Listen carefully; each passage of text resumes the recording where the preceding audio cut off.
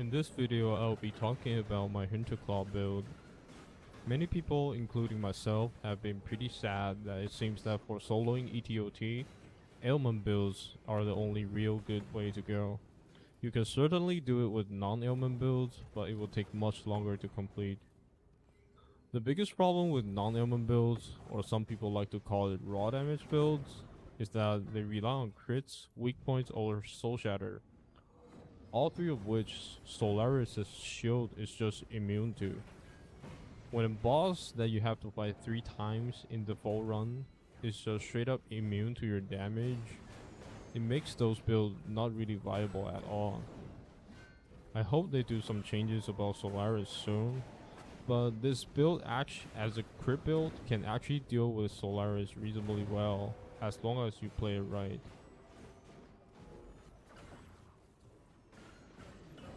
The main shard we are building around in this build is Way of the Wolf. Apply a Doom tag for 10 seconds whenever you hit an enemy with a timing attack. The tag enemy stores 60% of critical hit damage you deal to them, and when the tag expires or the enemy is defeated, stored damage is unleashed as a shockwave that deals damage to the tagged enemy and nearby enemies. The explosion radius is pretty big, and so by reading this you will think, you have a 10-second window to deal as much crits as possible to the enemy, and after that, 60% of the damage you deal will explode again. So let's see how it actually performs. I'll be using the level 5 shield skill Spectral Blow to test the damage here, because it is considered a timing attack, so it will apply the Doom tag. Well, let me get my Blessing of Luck first.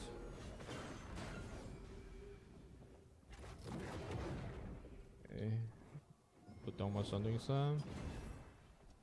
Wait for the...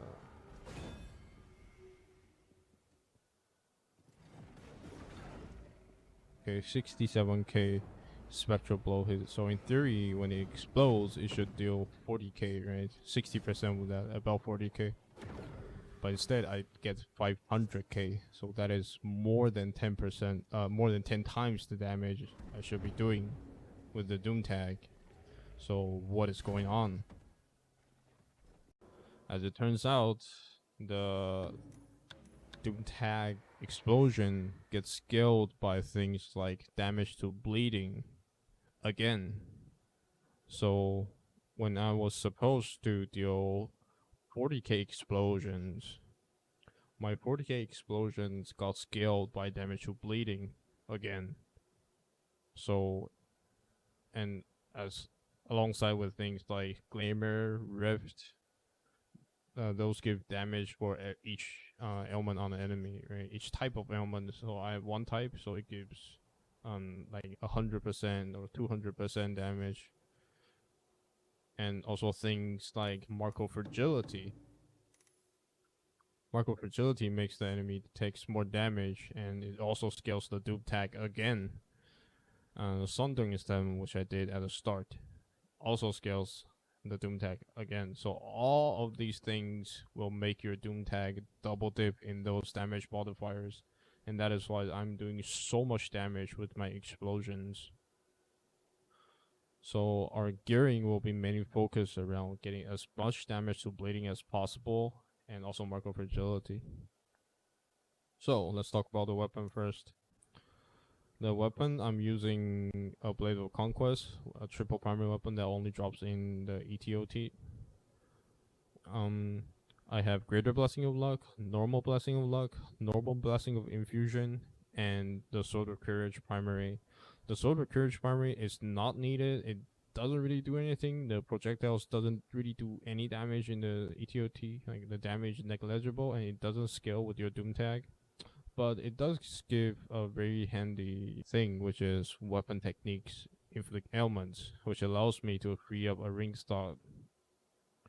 And other than that, it doesn't really do much. But the Greater Blessing of Luck and Blessing of Luck actually stacks, apparently. Someone tested with third-party software. I cannot test it myself, but someone tested it and they said it stacks. And so far from my experience using this build, whenever I have the Blessing of Luck up, it does feel like I always crit. And because I only have 46.5% crit chance, which is pretty low, but with greater Blessing of Luck, which is 36% crit chance, if you include the Ascension passive, and Blessing of Luck, normal Blessing of Luck is 24%. So together, that is 60% crit chance, and which puts me way over 100%. So I'm always going to crit with Blessing of Luck up.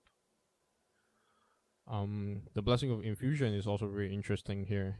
This makes that your Doom Tech actually sometimes can inflict ailments, and because your Doom Techs are exploding, dealing millions of damage, you'll be inflicting huge ticks of ailments, and these ailments can do a lot of damage. For the secondary weapon, I'm using just a Warhammer, a triple primary Warhammer, and this just gives me a lot of utility. You can use any weapon you like. I prefer Warhammers because they can charge in your offhand.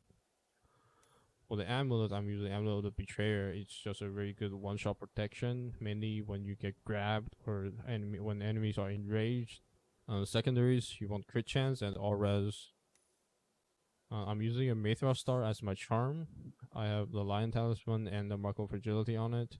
If you don't have the Mark of Fragility Mithra Star, it's fine. You can just use a normal Lion Talisman. You'll lose a lot of damage from the mark, but it is what it is. It's a good point to start at. The secondaries, you still want crit chance. For the rings, so if you don't have the weapon techniques inflict ailments on your weapon, you'll need to use either I will say you probably want to use Eye of the Dragon, which is just gives you overhealth on kill and overhealth retention. But you can also use things like Dustlord Signet, and yeah, that's about it. Dustlord Signet, which will expose the weak points, but the weak points doesn't really do anything for this build, and we are not stacking weak point damage at all. So yeah, if you don't have it on your weapon, I suggest you use Eye of the Dragon. And the other weapon, I'm just using a True Strike Ring, which gives me physical damage because I'm using a physical weapon, a little bit more damage. You can also use rings like Mark of the Red Elder, red armor, I mean, which gives over health gain, which is really nice defensively. But I find my over health gain fine, so I'm not using it. Another option, if you want even more damage, is Aspen Band. It gives you 90% damage to bleed when you are doing rampage, but the enemy still 20% more damage to you. And this acts like, I think, lowering your resist by 20%.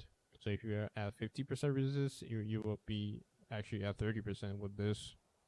So it's a little bit too glass cannon for me after playing with it a bit. So I decided just to use True Strike Ring. And I forgot to mention the other ring I'm using is Citrine Band, which just gives me Blessing of Endurance whenever I defeat a marked enemy. And because I have Mark of Fragility on here, so every enemy I kill will give me Blessing of Endurance. And since there are so many enemies in the ETOT, the uptime is actually pretty good. You just want to get damage to bleeding on them, and you want to have all resistance as the masterwork. Lifestyle, I'm using Archon Steer for crit damage, and Banner, Mesa's Banner Roll for crit damage. Now to the augments. Thanks to No Skill in the Discord for telling me this. Because at first I was putting Carnage in the middle and Void Shell here. So basically I cannot fit Glamour inside Hinterclaw's tree. Because I thought Carnage just gives me so much crit damage, I cannot not put it in the middle. But turns out Glamour is so strong with the double dipping in Doom Tag, it is actually more damage to do it this way.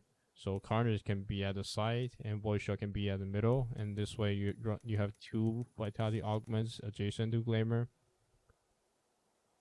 And if you have a Primal Glamour, especially 100% damage that double dips, which is insane. And the other augments are I'm using Scourge for some shield charge on kill. This is really nice because you can use your explosive wave to apply an AoE doom tag to everything. And Divine Conduit for some Archon free charge when you get hit. Rift pretty much works the same way as Glimmer. They just gives you more damage to the double dips.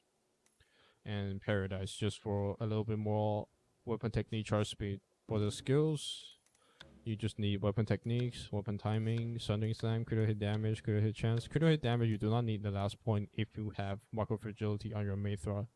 But if you don't have macro fragility, you can use level 5 here, and you have 20% chance to apply fragility on crit. Archon Fury, resistance. I'm if you have trouble capping your resist, you don't actually need to put level 5 here in a resist skill. It just adds 5% all res. But currently my skill tree is bugged, so even though I don't have a spec, it's still thinking I have a spec. So you see I'm not capped at 52%, but otherwise I with this setup I can actually just get 52% and that'll be it. And some weak point damage on Elmas at least level 3 for the 15% damage. The double dips and take down for some nice tech against shield enemies. Rampage. And lastly, level 5 shield. Just the level 3 explosive wave is very good for applying Doom Tag for on every enemy in the room. And the level 5 one is good for like teleporting to a far away boss and applying Doom Tag. And with my current gear, just trying to get damage to bleeding everywhere as much as I can. I'm sitting at 333% damage to bleeding, and if you also add in things like Glamour, things like Rift, and things in the skill tree, there's 50%, 15% here, and Ascension Power gives you 25%, Ascension Passive gives you, I think, 10%. So all in all, I probably have, I will say, about 500% like damage to bleeding enemies that double dips, and that is why I'm doing so much damage. And that's about it for the build.